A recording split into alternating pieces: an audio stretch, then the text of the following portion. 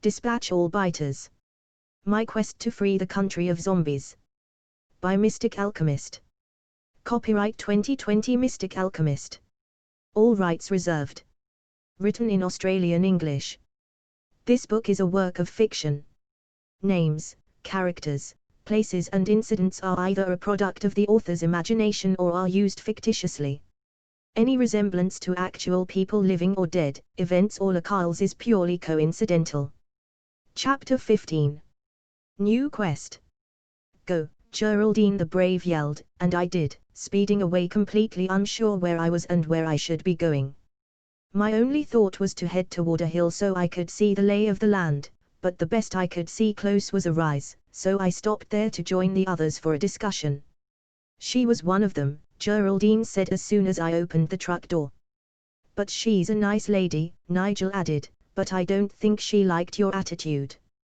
There was nothing wrong with him, Geraldine shot back. You'd say that because he called you his daughter. You liked her more than me. Sure, I said before they came to blows, I made a mistake. You weren't to know, Nigel said. It was a great adventure. Better than any book. Our quest hasn't ended, I said. I still want us all safe together and I still want to get rid of these foreign invaders from this country, even if we have to do it all ourselves.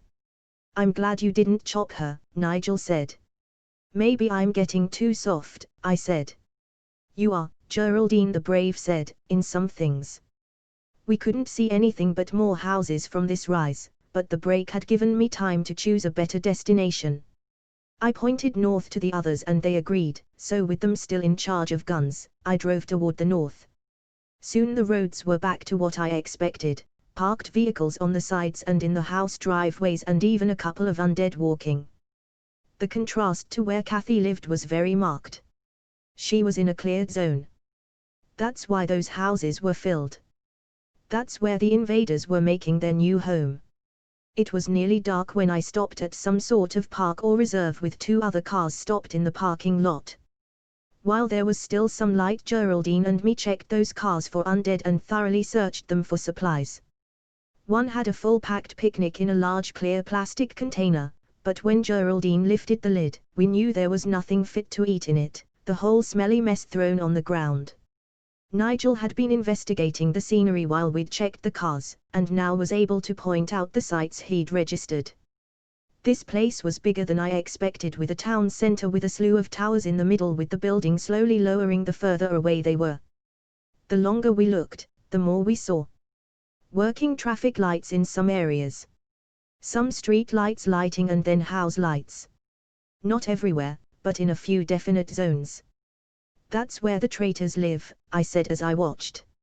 I bet in all those areas the cars would have been removed from the streets, Nigel said, somewhere they'd be fitting new computers to get them working again. Do cars have computers? Geraldine asked. For years they have. It's only old ones, like this one, that don't have them. There. I pointed at a vehicle moving with headlights along a large highway near the city center, so obvious when nothing else was moving. Then Geraldine saw another one and soon we had all seen a total of 6 all converging at the same place. That's an airport, Nigel said. They're all going to the airport. We kept watching the lights until they were all together, then there was nothing. It was time to work out where we were going to sleep. How about we check a house alongside this park, I said. I'd rather we stayed in here and cuddled, Geraldine said. I'm with her, Nigel said. Look. I pointed to where the vehicles with lights had been. It was definitely an airport and the runway was now brightly lit, as was the terminal and all around. We watched a large plane approach and then land. We saw it taxi toward the terminal and stop, and I imagined the new load of invaders arriving to take over our land. It would make a nice fire, Geraldine said. That type of fuel burns very well, Nigel said. If we hit it when it's on the landing strip it would block any more coming, I said. We had a plan now and needed to say nothing more. We were all struggling to walk after sleeping in that cramped truck seat, everyone needing several hobbling laps around the truck until our legs started to work partly normal again. Nigel was the worst, but even so his bad leg was better than it was yesterday. I've been thinking, he began, leaning heavily against the truck back. If we attacked the power to the city, that would make it hard for them. Take out the communications, I said. Exactly, and make it harder for those traitors to live. Make them suffer a bit, Geraldine said while she selected the next bag of breakfast chips. You know about electrics? I asked. The mechanic always knows those sort of things, Geraldine said. A little. Enough to know we either stop the source or the distribution towers or the substations.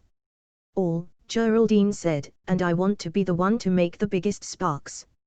Follow the big wires, Nigel said, looking around for just that. 3 lines of wires, all seeming to be pointing to further north than us. That's where we need to go. No point wasting time, we were back inside and ready to go when I said, fuel. I was expecting to stay at Kathy's and didn't bother filling it up. The gauge was looking close to empty. We'll stop at the first shop that might have a siphon.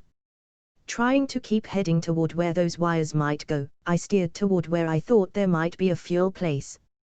When you're looking, you never see. Bus, Nigel bringing me back to attention, behind us. I turned the next crossroad and watched the bus continue the same way, seeing it had several people in its back.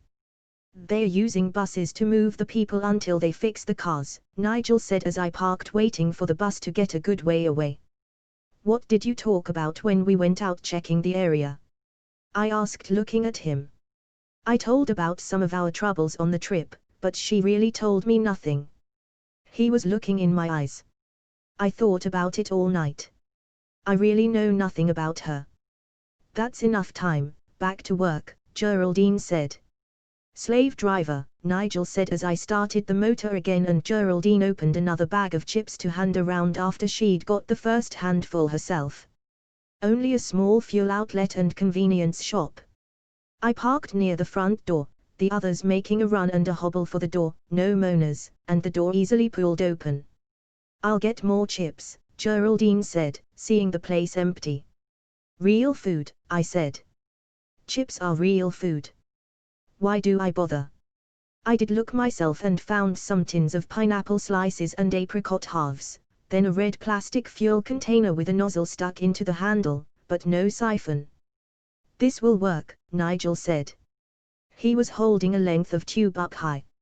I'll get the chocolate next.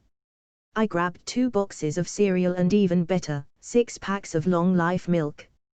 Geraldine had put out 3 cartons of chips and was starting on the drinks when I looked for a good fire axe. That bus is back, Geraldine said moving a heavy-looking carton needing both her hands to lift. Let's get out of here, I said bundling up my treasures. The bus out of sight and our finds in the truck, Nigel was looking at the nearby cars to siphon. Better we go somewhere else, that bus might have reported our location. All in the cab this time, I drove off thinking of finding some cars to drain in a quieter place. The wires are nearly above us, Geraldine said looking out the side window opening. The wires were past when I saw a group of cars outside a large building. Joe's 24-hour gym. That was our fuel supply. We didn't bother looking inside the gym, instead concentrating on the cars around. Nigel using the tube he found to fill the container quickly and me using the nozzle to pour the fuel into our truck. It took forever, container after container, Nigel even had to drain another car. Geraldine decided to check the cars for treasures and began bringing things back to pile on the truck tray. She was finding weapons. Wooden and metal bats. Knives of all sizes including a long machete. Plenty of hammers and long metal bars, one fitted with a rubber handhold on one end. These gym users were really ready for trouble. Now we were too. The wires were close to the road and we were getting past the main part of suburbia, the houses now further apart. Nigel alerted that the power place was ahead to the right but there were no roads that went toward it. There will be a road somewhere for them to install the parts, Nigel said. Keep going. We'll find a side road. We did, but it was a long way on. Then I took the next right and it was obvious we were going the correct way. Alongside this road was a series of higher electric wire towers, and eventually we saw two smaller lines of wires all converging on a fenced compound. I slowed as we came closer, but there were no vehicles around and no sign of anyone, alive or undead, when I stopped. Walking the compound reminded me of a prison. First there was a high wire chain fence, razor barbs around the top for anyone climbing that high. Just beyond were a series of wires set on insulators and a sign saying "Caution, electric fence." Beyond that was a high steel bar fence, something that even a bus wouldn't be able to burst through, and beyond that were cameras set up on poles pointing all around the compound. An electric hum filled the air. It was certainly working. "It's those transformers we need to destroy," Nigel said once we'd all taken a moment to look. "Those three huge metal boxes with the wires going in the top. I could blast them with the big gun," Geraldine said. "I'd been thinking the same." "The metal of the boxes will be thick," Nigel said. "Crash a helicopter on top of them," Geraldine said. "We've got a good amount of ammunition. Maybe we should try a few shots and see what happen," I said. "I could drive the truck up to the fence." "Do it," Geraldine yelled. "Only a couple of shots," Nigel said. They both waited while I moved the truck up to have the side close to the first fence, both others in the tray before I got there, getting one of the machine guns up and lying over the side of the tray. "Start when you want," I said. They did, and it was really only a couple of shots, the noise so loud in the silence while we all looked to see the damage. "I think I saw something hit that closest one," Nigel said. "That's the one I was aiming at."